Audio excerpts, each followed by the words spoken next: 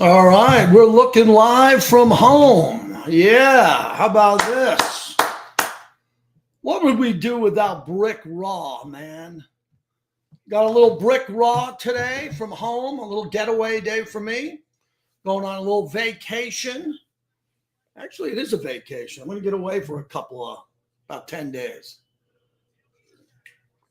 Got my in-laws who just got into town with the dog. My sons are home.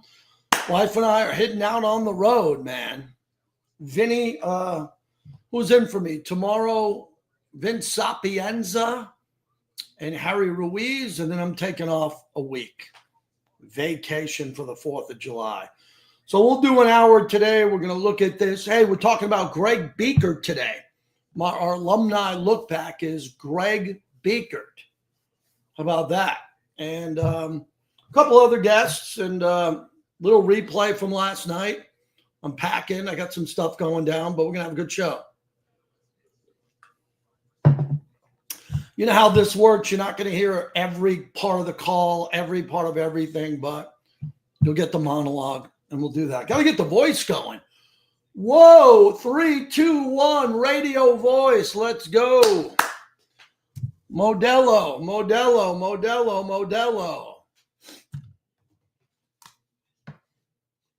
You know, a lot of other radio shows need teleprompters, makeup artists, producers, directors, bagels, coffee, locks. None of that here. We go raw. We do sports at an aggressive pace. And we don't bitch and moan that there's nothing to talk about like others do. Imagine having a radio show and saying there's nothing happening. Come on, man. Hit the like button.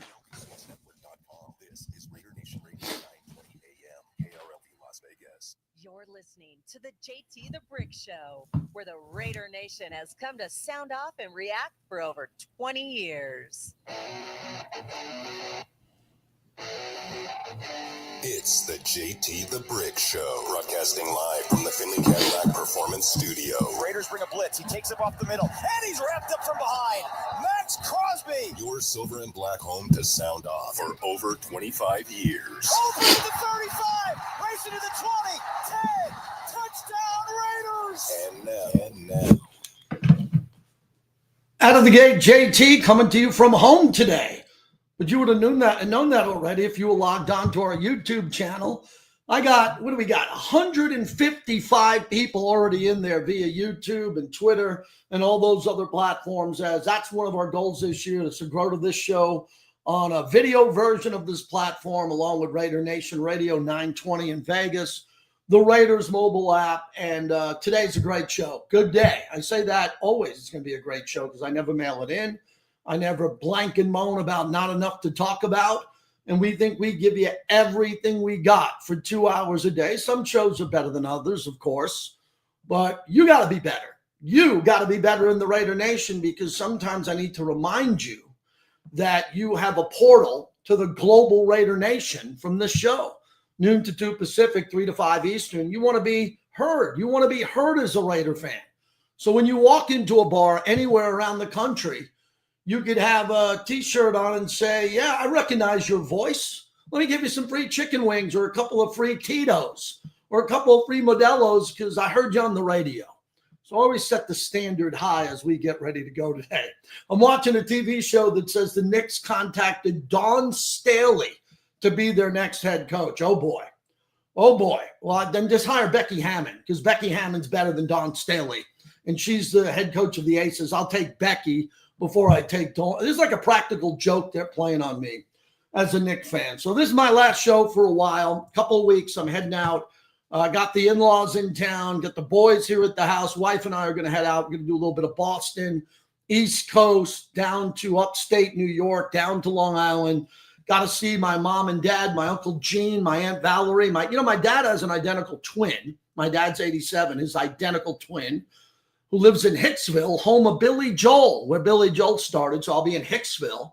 That sounds like a cool name for a town, doesn't it? Hicksville. It's an actual town in Long Island where my uncle lives. So we'll be there for a little bit. I'll be getting in the water in the ocean. I'll be jumping off boats in the water. I don't go on vacation and look at the water. I get in the water. And I'll have a lot of cervezas and a lot of cocktails and a lot of hopefully good times. And then we'll come back and we'll do the heavy lifting of Raiders training camp in deep Henderson, Nevada, as the Raiders are not going to Costa Mesa. They're not going to Napa. They're not going to San Diego. They're going to work from home and do it at that gorgeous facility that Mark Davis bought, thanks to a little land deal from Henderson. Thank you. And the Raiders have one of the greatest stadiums and world headquarters in all of sports. If you're asking why the team is worth $7 billion, it's not worth $7 billion. It's worth more than that. Wink, wink. It's because of Las Vegas being the sports and entertainment capital of the world. This show has a lot of respect for Oakland, has a lot of respect for LA, has a ton of respect for Oakland. I wouldn't be here if it wasn't for the Oakland Raiders. But now we're the Las Vegas Raiders. And if you can't deal with that, get over it. If you can't understand that we're in Vegas and we need your support to keep the scoundrels out of our stadium, which include the Cowboys, the Broncos, the Chiefs, the 49ers in the preseason, whatever, we need the support of the entire global Raider Nation. And as we had a coffee meeting today with our team from Tito's, how about that? Hunter and our good friends from Tito's today, we were talking about the preseason schedule, the broadcast that we'll be doing out at training camp. And it's an exciting time. Listen, you want to take a shot at me because every year I'm optimistic, call me a homer. Why? Because I want the Raiders to win and I get a paycheck. Give me a break. I've been here for 28 seasons, going on 28. I've seen the good. My first 4 years, a Super Bowl and 2 AFC championship game appearances. And it's been rough, but it's been rough for the players more so than me, the owner, the coaches who have been hired and fired, and everyone else. I believe, and I always believe, that the Raiders are going to be better than the year before. They have a draft, they have free agency. But more and more Raider fans that I talk to believe that Pete Carroll, John Spytek, and Tom Brady, that's the right combination to lead the Raiders back to greatness. With all due respect to Dave Ziegler, Tom Telesco, Antonio Pierce, Josh McDaniels, John Gruden, Rich Bisaccia, everybody, Mike Mayock, I think I got them all right there. They all tried, and they gave it a hell of a fight, and it didn't work out. So now we reset with a guy in Pete Carroll that's won a lot of games and can walk out of the tunnel and during warm-ups go up to Andy Reid, Jim Harbaugh, and Sean Payton and said, "Oh, I beat you guys a bunch. I'm good. We got a good football team here. We're nastier. We compete harder. We're smarter. We have coaches that are going to put us in a better position to win as coordinators. And this has got to be the rebirth of the modern Raiders." A lot of teams don't win, and the Raiders are on that list. Chargers have never won. Cincinnati's never won. A lot of teams have never won anything. The Browns haven't won since Jim Brown. Remember him? Look at the Jets. They haven't won since Joe Willie Namath. So there are a lot of teams waiting in line for the Raiders to win. Jacksonville's never won a Super Bowl. Go around the horn here. But the Raiders have deep history, proud players. The greatness of the Raiders is in their future. And they have a rookie class that everybody kind of believes in. I think everybody feels good about this rookie class, even the chances that were taken on the back end of the first round and the strength of this draft, where I posted a picture today on X at JT the Brick. I hosted the rookie class luncheon. Ashton Genty, Darren Porter, wow. To talk to them, Jack Besh. You look at this whole group that we had there, pretty good group. And there were 29 other guys who were there sitting in the crowd. So either you believe or not, if you want to be skeptical, great. I got an open line for you if you're skeptical. I got people in the chat who are Charger fans and Steeler fans. We welcome everybody here. We welcome everybody. If you got something to say, don't use Twitter unless you have to. Come up to me face to face or call the show at 702-365-9200. We got Seth in the chat from Abilene, Kansas. Yeah, everybody in the chat, I want everybody to see what we're doing on YouTube. Everybody put in where you're from right now in our chat at YouTube, JT the Brick YT. You won't believe who's listening to this show. This is Raider Nation all over the globe. They are everywhere. And I'm excited about that because I want to know every day that we're connecting with Raider fans. So we'll go through this today. Today we're going to feature, Gars from Seattle. How about this? Raider Nation Pawns from Lake Oswego, Oregon. I mean, this is fantastic. This is fantastic as we're getting this thing going here. Richfield, Utah from Richard Hardy. I never even knew there was a Richfield in Utah. Quincy, California. Whittier, California. Wow. I'm so humbled that we have so many people from so many different places listening, and you can't do that without the Raiders mobile app, man. With all due respect to the 920 signal, that kind of gets me to the state line. I needed that app so people can hear me all over the world. So today we are going to pay tribute as we look back at the greatest and most influential Raider draft picks of all time. We're going to talk about Greg Biekert. And I just thought Greg Biekert was good today. You won't believe Greg Biekert's career. He had a really good career for the Raiders. A lot of people would say he was the last. He was underrated, Greg Biekert. He really was, because at times people wanted a better linebacker than Greg Biekert. You want Ray Lewis, right? You want someone like Brian Urlacher, for example, better than Greg Biekert. Greg Biekert was very good. He was elite in college. He was very good with the Raiders. Good guy. So if you got a story about Greg Biekert, today's the day to do it. 702-365-9200. We're going to profile him coming up here, but you can come in now. If you got something you want to say about Greg Biekert, that's what I'm trying to do here.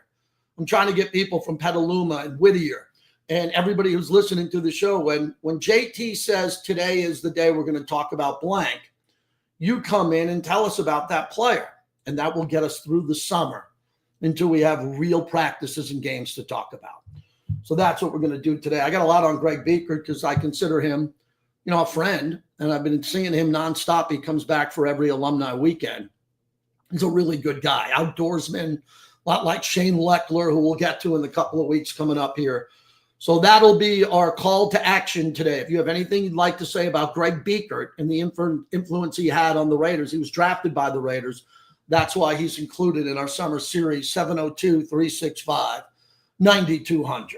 Okay, here's what I want to talk about today, LeBron James. So don't turn the channel here because LeBron James is the biggest athlete in the world, okay, in the world who's currently playing, other than Lionel Messi, who plays for Inter Miami, and he plays in the MLS, and the MLS sucks. I wouldn't go to an MLS game if you gave me a suite on the 50-yard line, all the Tito's I can drink in Modelo's. I wouldn't go see the MLS. It's garbage.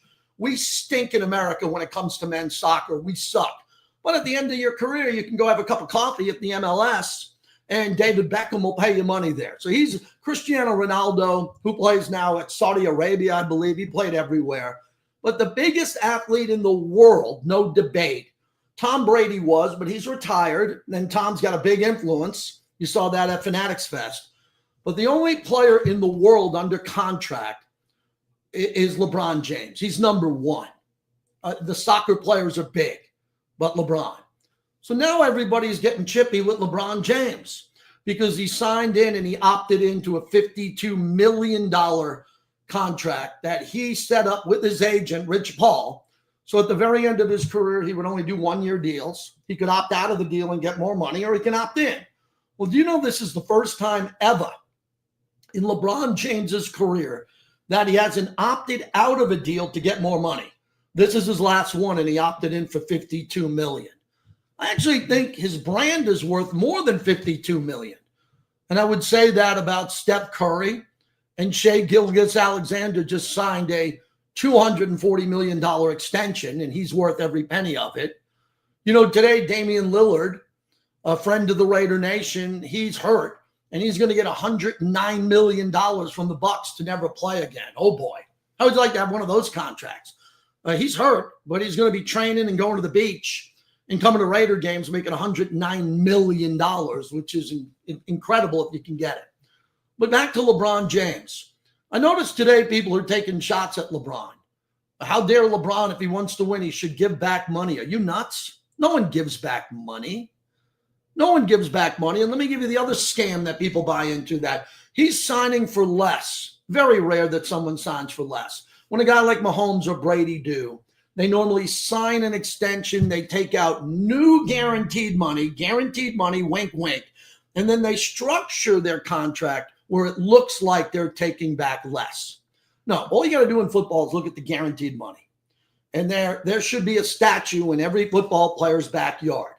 Even Max Crosby, I'm going to tell Max, every backyard should have a statue of Kirk Cousins. You believe he's the first player ever to get guaranteed contracts year after year after year? Now everybody wants guaranteed money in the NFL. You're not getting guaranteed money. You're getting a signing bonus. But then Deshaun Watson came around and got 235, I believe, guaranteed dollars. Kirk Cousins got the famous $84 million. And even Max, who signed a really big extension, all of it isn't guaranteed, but the signing bonus and the guaranteed money is pointed out. So LeBron has the ability to play with Luka Doncic, and that's about it. You know, the rest of the team on the Lakers is not good enough to win a world championship. So now fans are winding down and saying, can we get LeBron? Yeah, you can. But not many teams have the ability to move $52 million out. In the NBA, you got to match that contract. So some teams, $52 million for one season is like 7 players. And a lot of teams aren't going to trade 7 for 1 for LeBron on a rental for 1 year. But the teams that seem to be able to do it are the Dallas Mavericks, because he likes Kyrie Irving. And they got Anthony Davis, who he played with. That'd probably be the best fit. The other team are my Knicks. My Knicks are very close, and he can go to the Knicks. But the Knicks would have to give up 4 players like Mikal Bridges, Josh Hart, all the players that are making them really good.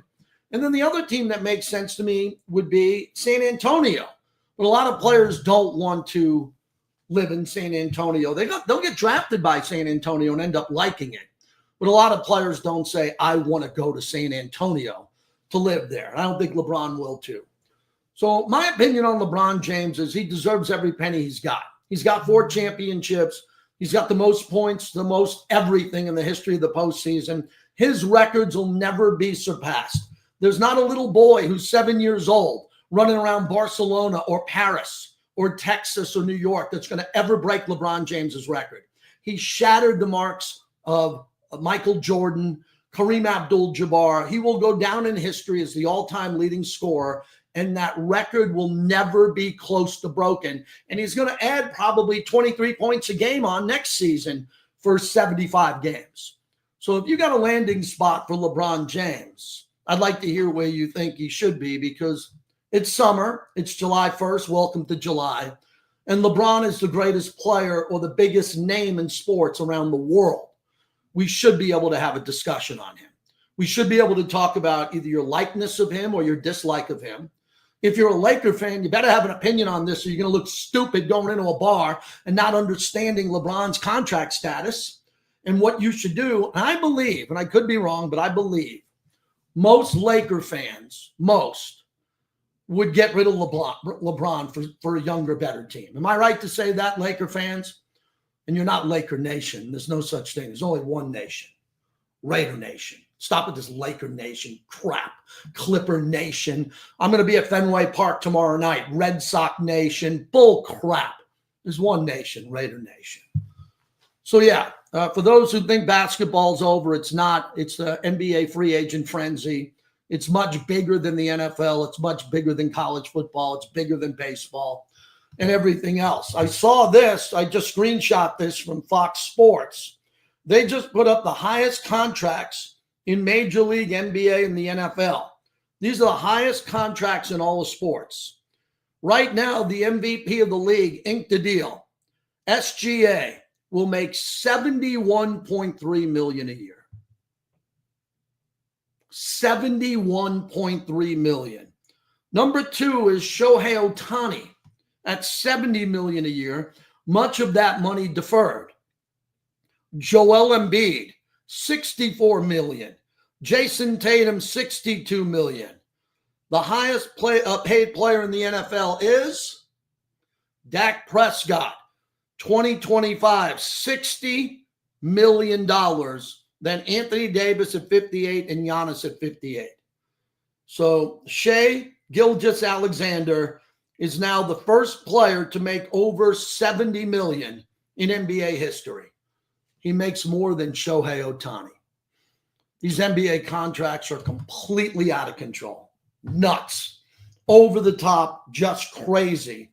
And I'd like to put I don't want to put an end to it, but I'd like to pause it a bit. I'd like to get to the point where guys who are average players don't deserve to be rewarded with new contracts because it's a new year. I'm trying to put an end to that. They're trying to pass some legislation today in the Senate and Congress. People are fighting all over it. We don't talk politics here, but there's a debate over that. The debate in the NBA should clearly be the players make too much money. And what would be the counter debate? Well, they can get whatever they want. That's not my point. I'm aware of what they can make. I'm aware of what Brad Pitt and Tom Cruise are making for summer blockbusters. I don't believe that the majority of these NBA players deserve contracts over $200 million. And a lot of them are getting it now. So that's a big topic that I want to hear from you. And that's a monologue brought to you by PTs. They fuel the monologue. And they're fantastic. 5 to 7, midnight to 2. It's the best happy hour in town. One of my great buddies from Golden Entertainment. We're going to the Red Sox game tomorrow in Boston at Fenway Park. And we will have a lot of Modelo and cold beer. I hope Fenway Park serves Modelo. I'm going to have Bobby checking on that. No, I'm not going to drink a Sam Adams, with all due respect. I'm not going to drink a Boston Lager. No, I'm going to have my Modelo. And I'll take a picture of a Modelo wherever I am. Modelo, proud partner of our show. Jeff Sherman will join us here in a little bit. And he's over at the Westgate. He's got new news. The Golden Knights just picked up another massive contract. I'll tell you, this owner here in town, Bill Foley, every offseason he goes out and signs like the biggest name in hockey and gives it to us here for the Vegas Golden Knights. I'll dive into that a little bit. Robert Turbo Turbin played for Pete Carroll. He was a running back for Pete Carroll in 2 Super Bowls, 1-1. He's going to join us a little bit later on in the show as we talk about the Pittsburgh Steelers and them bringing in Jalen Ramsey. But when we come back, I'm going to get into Greg Biekert. I'm requesting people to call the show on Greg Biekert. I don't ask you for nothing. I don't ask you for nothing other than to subscribe for free and listen. Where are the Greg Biekert fans out there? I could have got him on the show today. I might get him on later, but I wanted to fit him in today because every day we're going to give you at least 1 to 2 Raider alumni, and then we're going to whittle them down to the top 10 all time, the greatest and most influential. And what do I mean by influential?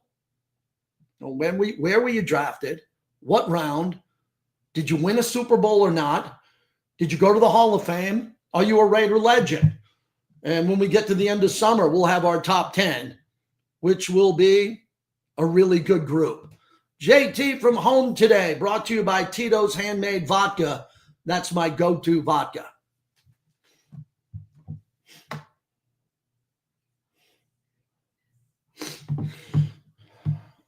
All right, Bobby, have the open ready. Come out with the open for the Biekert segment. Yep. Yes. Yeah. What's that?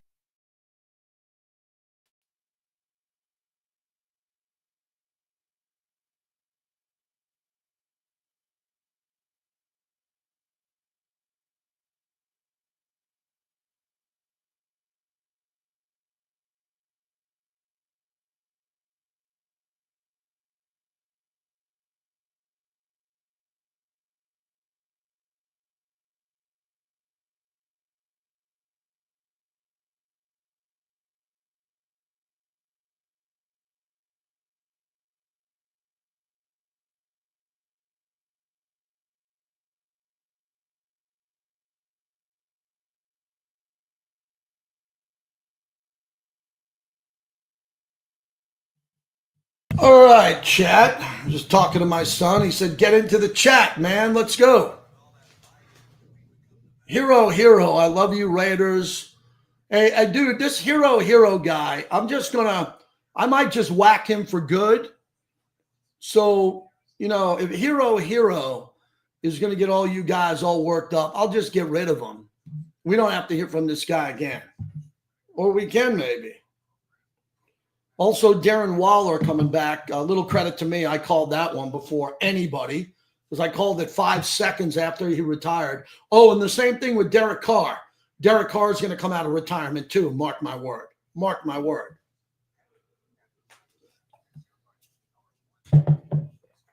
Hero says that's a Karen move. The Chargers are nothing but a bunch of Karens anyway. So wouldn't you expect that from a Charger? The Chargers are the Karens of the NFL. Bunch of whiny, bitchy nobodies who never win. They couldn't get – I got more people in my backyard on a Thursday than the Chargers have at their tailgate parties. And you're telling me the Chargers are Karen.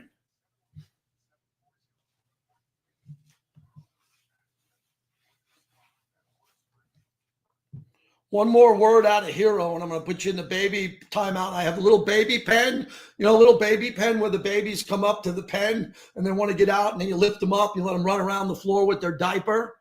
So, I'll put you I'll be the bricktator, and I'll bricktate you out of the chat, or I'll put you in a baby timeout where you'll be a little baby in a diaper, and then we'll let you out when you behave again. Give you a bottle. Give you Charger fans a little bottle.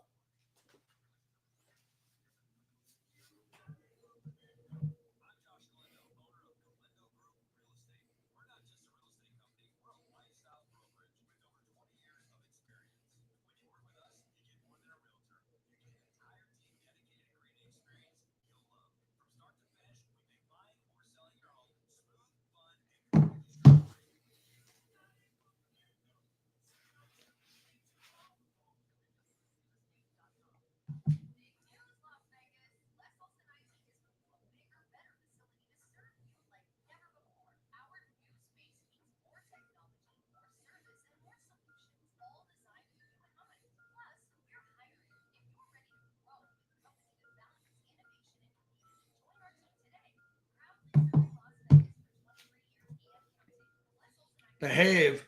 I'm being a modest civil citizen who loves sports. God bless America and the world. Yeah, Hero, we don't need to hear that much from you. You can kind of just sit around and you can acknowledge us. But if you start bitching and moaning, you're out. Where are the Greg Biekert calls? Brought to you by the Casa Verde Law Group. If you get injured in an accident, call 702-222-9999.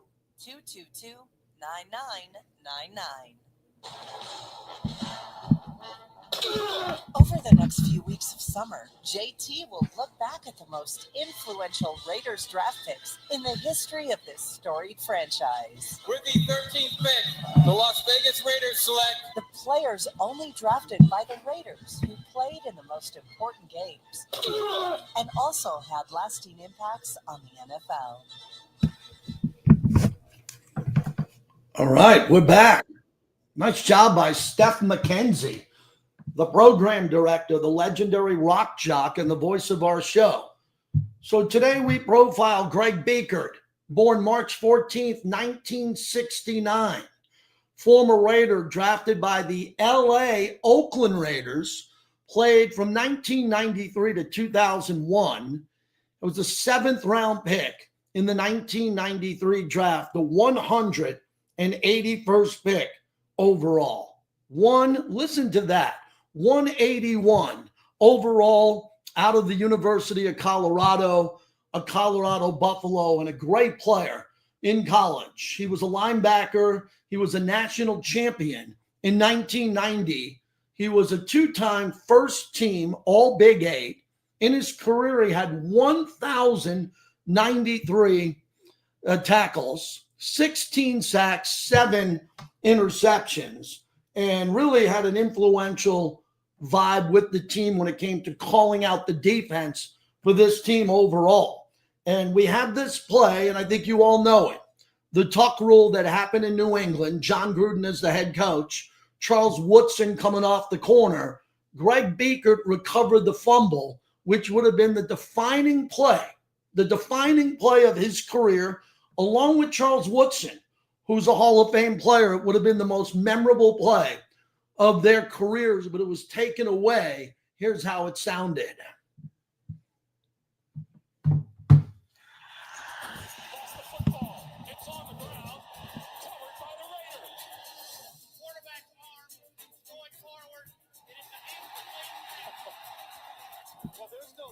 his arm was going forward. Sure. But he had held up. I think it's safe to say 3. Back quite a bit. So that was the late Greg Gumbel on the call, and also Phil Simms, whose jersey hangs in my house. They were on the call for CBS back in the day. Greg Biekert wore number 54, linebacker. The Raiders selected him in the 7th round of that draft, and he came in and had a big impact in 1993. He played in 144 games with 123 starts, and with the sacks and the interceptions and the 9 forced fumbles, 5 fumble recoveries, the one I just played was taken away, and 704 solo tackles. He finished his career 2 years in Minnesota. I think he was your classic middle linebacker. I think coming out of college, Colorado, the 7th round pick, Colorado, a 12-0 record, and the national championship in 1990. Remember, they were the AP champions as Georgia Tech were the UPI national champions. He briefly rejoined the Raiders as an assistant for 1 year in 2010. Part of the tuck play, the tuck rule, as you just heard, should have been immortalized with a statue if the Raiders went on to win that Super Bowl of Biekert in the snow falling on the ball and being there at the right time. But they took that away from us. He was a tackling machine, a defensive leader who would have been the green dot, except it didn't happen at that time. Greg Biekert, my profile today, number 54, the class draft of 1993, 7th round, 181st pick overall. I think Greg Biekert had a tremendous impact on the Raiders. He's not a Hall of Famer. He's not a player that you look back on and say, well, is he one of the greatest players of all time in Raider history? Probably not, but he was a hell of a Raider, and he was a hell of a teammate. And getting a chance to know Greg over my career, he comes back for a lot of these events. So you'll see Greg, and he'll pop back for some big alumni weekend, or he'll come to the Torch and sit down with us, and he's always been a fan favorite because he's a tough guy. He's an outdoorsman, hunter. He does a lot of cool stuff in his life. And I think overall, if you look at what he was able to do, there's a great story about him calling out the plays of Peyton Manning.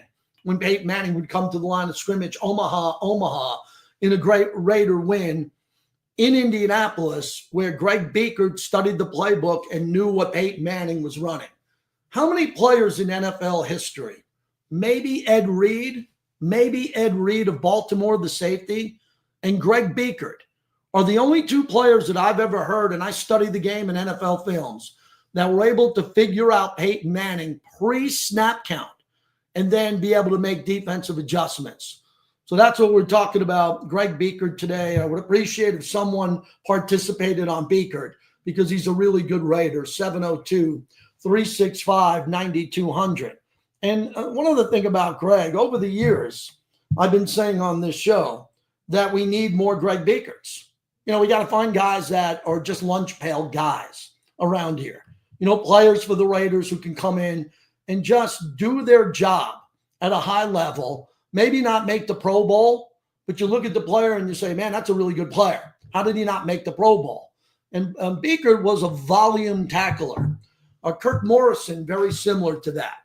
So if you look at the amount of players that the Raiders have now who can play the linebacker position, and Landon Roberts, I think Jalen Smith is a good player. Tommy Eichenberg, God, I wish Tommy Eichenberg can turn into Greg Biekert. That'd be a lot of fun if he was able to do it. And if you look at the linebackers on this team that the Raiders are counting on, who can come in and make plays, Devin White is a guy who is a tackling machine. Devin White was a better player statistically and a champion that Greg Biekert wasn't, but in the same conversation as a guy who did his job overall. So that's what I think the Raiders are trying to do now with Pete Carroll, is to get a guy like a Greg Biekert, find a linebacker like Tommy Eichenberg and say, look, you were a really good player at Ohio State. We didn't draft you, but you're going to be here. And you got to be better than a special teams player. You got to be a player who's going to fight to get in the lineup and do something special. And if the Raiders can find more players like that, then I think the Raiders will have an opportunity to fast forward what Pete Carroll is trying to do. Because with this offensive line of DJ Glaze and Alex Kappa, and Jackson Powers-Johnson and Dylan Parham and Colton Miller, Jordan Meredith, Caleb Rogers, Thayer Mumford, Dalton Wagner. I look at what the offensive line has, and these linebackers are going to be practicing against an improved offensive line. So I'm hoping that the linebackers here get better because the Raiders' offensive line is better and there's more competition every day in practice. I want to see more competition. I want to see players who can come out there and just be quiet. Don't be all over social media. Just go out there and do your job. And Greg Biekert is a legendary Raider, not at the level of Matt Millen, not at the level of some of the all-time great Phil Villapiano, but he's in the conversation of being a really good player and someone that I think deserves a little bit of feedback today. So if you remember Greg Biekert, if you have something nice to play, jump on in, 702-365-9200. Bobby has some sound, Bobby, if you want to grab that from the Tuck Rule play from NFL Films. We just played to CBS. I wanted you to hear this from NFL Films as they look back on this. And again, we're not shedding a tear for Greg Biekert, but we're pointing out that he was a part of this play.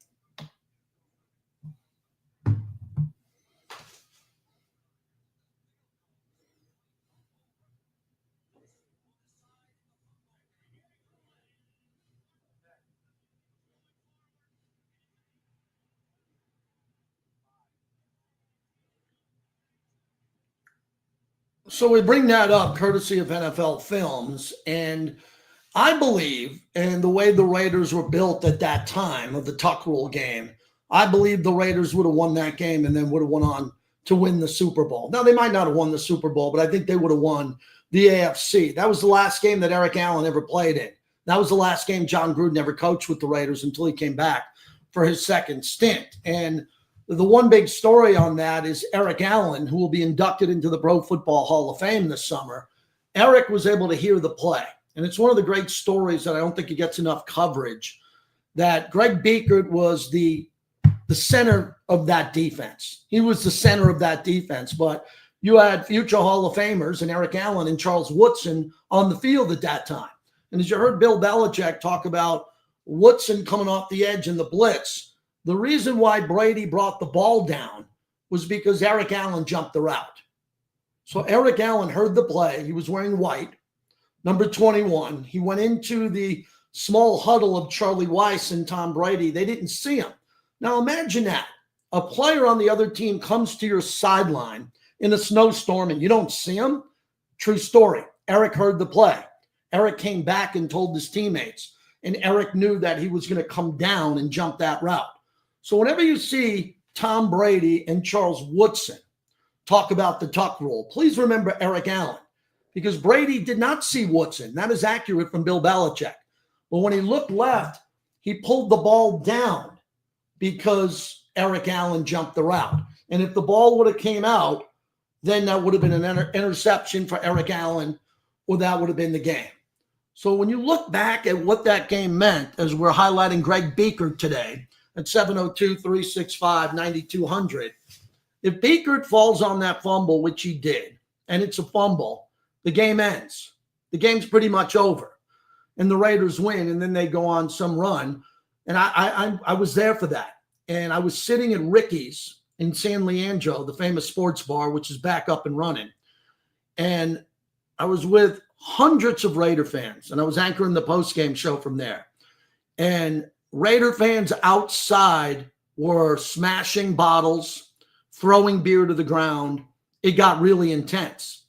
And I saw some Raider fans at that point, at a point where I've never seen Raider Nation, because most of the broadcasts that I do are not in front of fans, especially a post-game show, even now in Vegas. So I'll never forget that moment. And I remember leaving Ricky's later on that night and driving home to San Francisco from Oakland and San Leandro, noticing and remembering everything was going to change from there. Knowing that the team had one of the most difficult flights home ever. They were all soaking wet from snow. They were drenched. They were exhausted, and they had to go through the locker room, answer those questions, get on a flight from probably Rhode Island. I got to double check there because they flew a lot out of Rhode Island. Probably not Boston, and fly all the way to Oakland, about as far as you can fly in the NFL. And then after that, a lot of that team was never together again. Greg Biekert fell on that ball, and that would have been the defining moment of his career. It was stolen by Walt Coleman and the league. It was absolutely stolen from them. And I wanted to throw that in as we look back at the career of Greg Biekert. 702-365-9200. A lot of people in our chat talking about that. It was a bad day for Raider Nation. And it could have been, I think, the moment of Charles Woodson's entire career, because he won a Super Bowl with Green Bay, but he was injured in the game. He left part of the game. But if Woodson would have been remembered for that strip sack of Tom Brady and the fumble and Biekert on it, it still would have tied Woodson and Biekert, great teammates, together for life.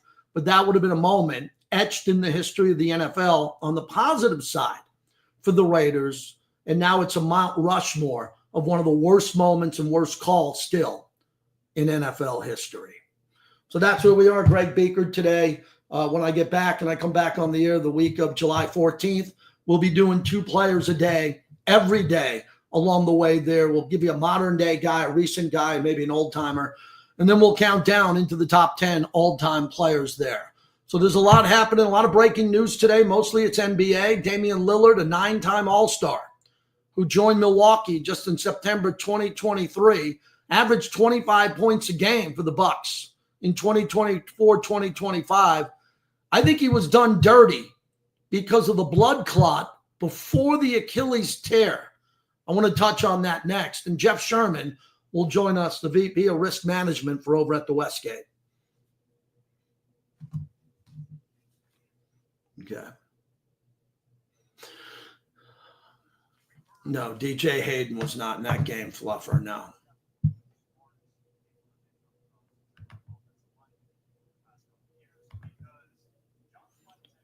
Yeah, I put our little boy in timeout. So he's with his diaper in the corner, baby, timeout for the Charger guy. I'm in no mood, and I'm in no mood for the Charger fan today. I'm the Bricktator. I get to do what the hell I want. My site, my YouTube channel.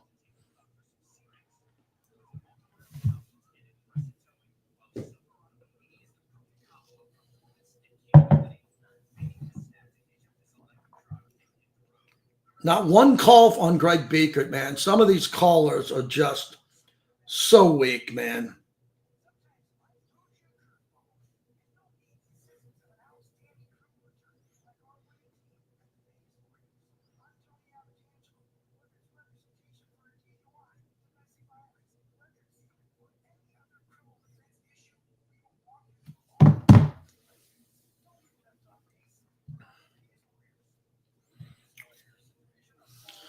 Hope anybody else getting a little summer vacation? Anybody going anywhere? Anybody getting on a trip? Snow Raider? Anybody?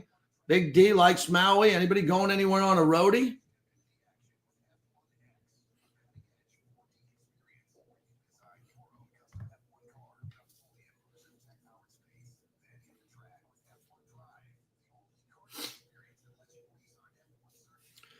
Tony says the first drive of that game, we were moving the chains and getting right down the field. Tim Brown caught a pass for obvious first down.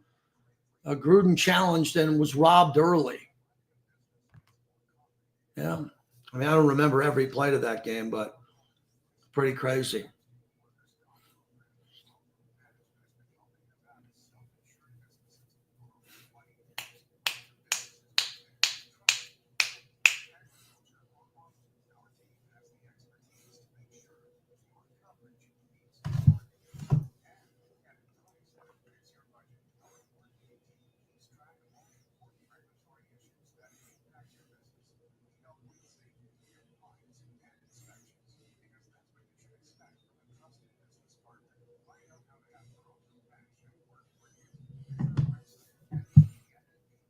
Yep. Let's go.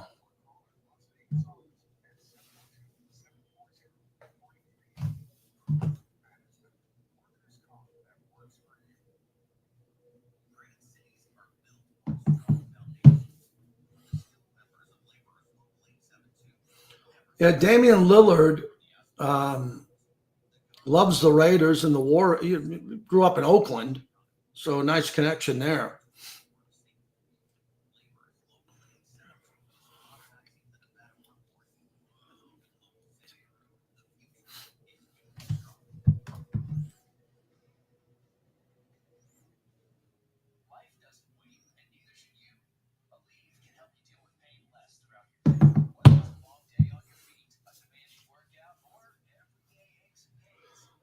Fishing. Snow Raiders going to go fishing. Yes, RIP to Dave Park of the Cobra.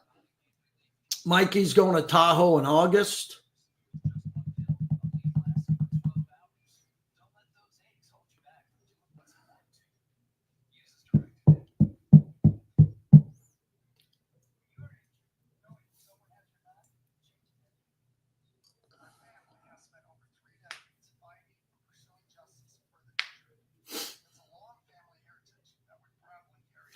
The big, beautiful bill passes the Senate. Will it pass the House? Interesting topic.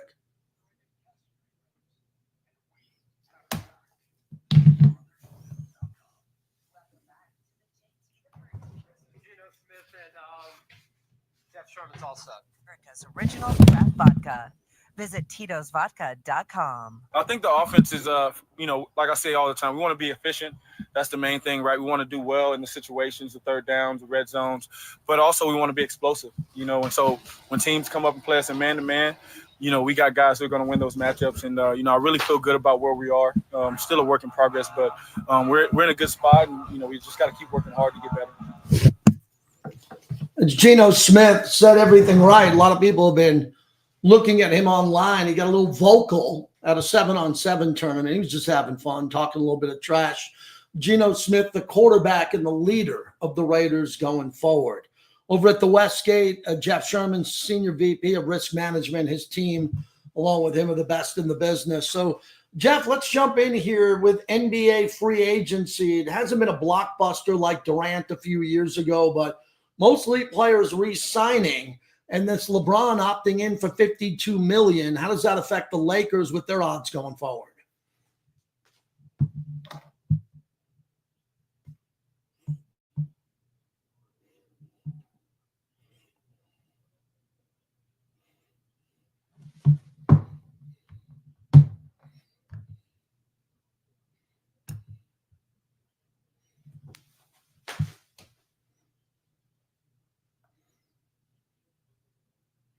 Yeah, Miles Turner going to Milwaukee is a really big deal if Giannis stays. And I thought Giannis a month ago would probably want to leave, but now I'm thinking the East is in trouble with the Halliburton injury and what we're seeing with some of the other big things, Jason Tatum with Boston. So how are you handicapping the Milwaukee Bucks with this uncertainty?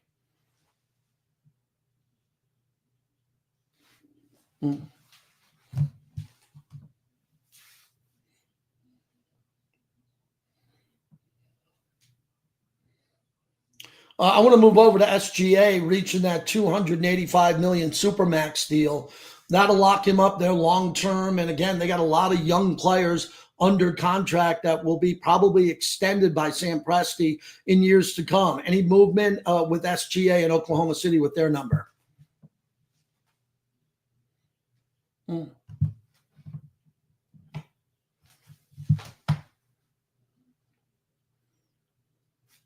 Mm.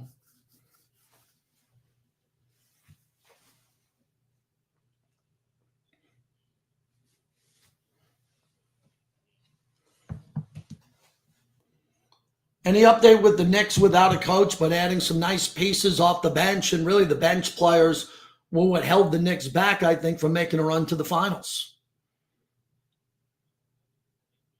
Mm-hmm. Oh.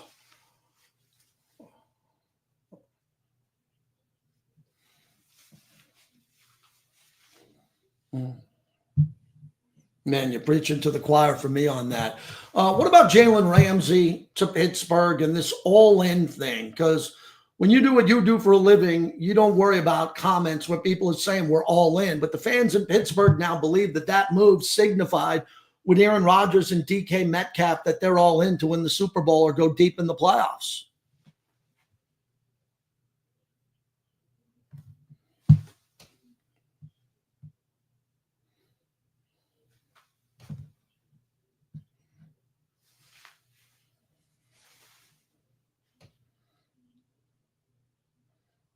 Anything built into the number with Micah Parsons and TJ Watt? Defensive players aren't quarterbacks, but everybody thinks that both those players, two of the top, maybe 3 or 4 best defenders in the league, will re-sign Parsons with the Cowboys and Watt with Pittsburgh.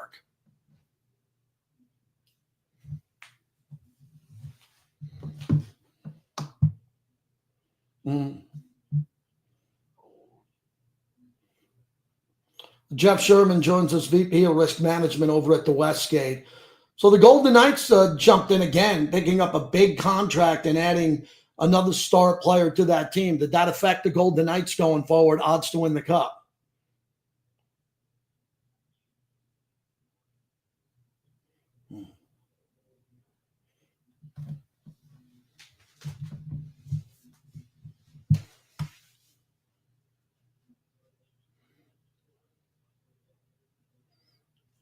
Wow. So tell me again the philosophy by the decision to take the Knights from 10-1 to 7-1, especially in that conference where Mr. Foley makes sure that they have a better team on paper than they had the year before when they get knocked out.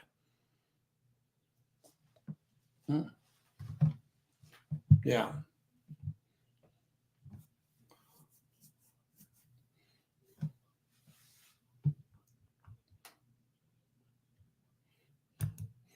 Jeff Sherman, as we wrap it up, I want to spend a little bit of time on baseball.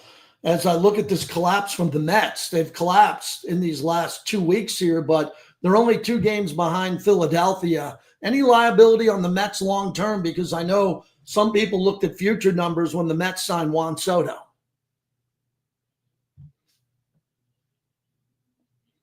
Mm.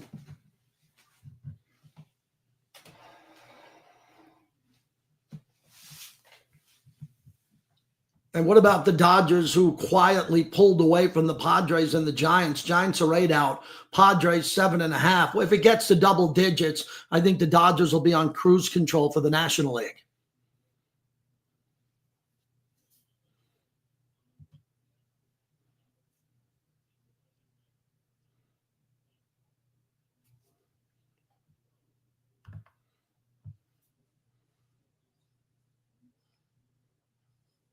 And the biggest lead in baseball is the Tigers, 11.5. Where have you adjusted the Tigers now that they look like they're the real deal? Hmm.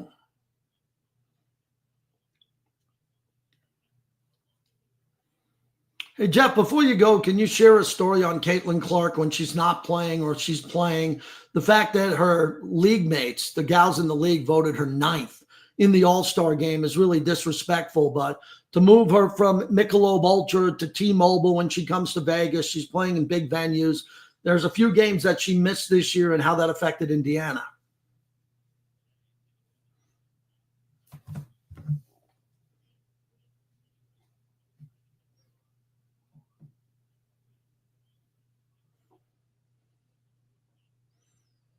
Great, Jeff. I'll be gone for a couple of weeks. I'll talk to you when we get back. Always appreciate you. Jeff Sherman, head on over to the Westgate. As I often tell people, if you're going to gamble on sports, that's a Mount Rushmore place in the world to go place a bet. So if you got buddies coming into town, friends coming into town, take them to the Westgate, show them that book with all the history that's there. I wanted to mention before the top of the hour, Damian Lillard. I think he completely got screwed by the Milwaukee Bucks. He had a blood clot and they rushed him back for the playoffs and he popped his Achilles. He shouldn't have been rushed back from that blood clot. That had a lot to do, I believe, with the injury that he had. So even though his money's guaranteed and he's going to get it and some insurance will pay it off and they'll put the money and spread it out over the life of the contract, still, I thought that Damian Lillard was mistreated by the Milwaukee Bucks through the blood clot to come back and race back early to suffer a catastrophic Achilles injury. So for Damian Lillard here, the money's going to be guaranteed and he's going to get all of it. And he's going to have an unbelievable life. And he's already made hundreds of millions of dollars playing NBA basketball. But I think the way it was handled in Milwaukee was a detriment to him. And I think the Milwaukee Bucks, they're going to pay him, but they owe an apology for the way they handled him at this time. With that blood clot, and he shouldn't have raced back. He shouldn't have been able to play. That's just my opinion on this. And there's a lot of fans that are really upset about this. Damian Lillard decided to go from Portland to Milwaukee. I thought the fit for him would have been the Warriors. I like him better than Jimmy Butler in both their primes of the career, and I thought that'd be a good fit for him. Coming back to where he was from, it never happened. I hope that Damian Lillard's able to come through this. Another player that announced today that he's coming back is former Raiders tight end Darren Waller. Chalk another one up from me. 5 seconds after he retired, I told you that he'd come out of retirement for a number of reasons. One, he's young. He'd be healthy. Mentally, he needed to step back from football. He had a breakup with Kelsey Plum. He goes to the Giants, a bigger media fishbowl. And then he leaves the Giants, and now he ends up with the Dolphins. So I think a lot of Raider fans are happy that Michael Mayer wasn't the tight end that went to the Dolphins. But Darren Waller is unretiring and going back to the Dolphins, and I wish him well. I just saw him in the park in front of my house about a month ago, and he looked great. Said hello to him, and I've always liked Darren for what he does in the tunnels here and giving back and trying to help people with a lot of addictions, very similar to Max Crosby and what Max does. So I'm happy that Darren Waller is unretiring. He comes to the Dolphins here, and he needs to play football because he's going to need the money. Darren did okay. He signed one big contract in his career, but the Raiders rewarded him with a 3-year, $51 million extension in 2022, but then they traded him to the Giants the following year, and then he announced his retirement. So the Giants got the bad end of that deal because they traded and they wanted Waller at its best, and he never was at his best. And I will say this again, there's no disrespect. Derek Carr, I believe, will come out of retirement. I like Derek a lot. I know him well. This is a compliment to Derek. I don't believe that Derek Carr is going to stay retired. I don't. Aaron Rodgers is playing in his 40s. Tom Brady played till 43. Derek Carr will be healthy sooner than later. And Derek Carr is a really good quarterback and good player. And I expect something similar to happen to Derek Carr. A quarterback's going to get injured. Look, if Daniel Jones is going to be the starter in Indianapolis, I can promise you that Derek Carr is going to come out of retirement and play for a team. He's going to play for a team that needs a quarterback due to injury, because I don't believe that Derek Carr wants to go out as a New Orleans Saint. Okay, he's an Oakland, Vegas Raider, and I think the door's shut in Vegas, but it's going to open somewhere else.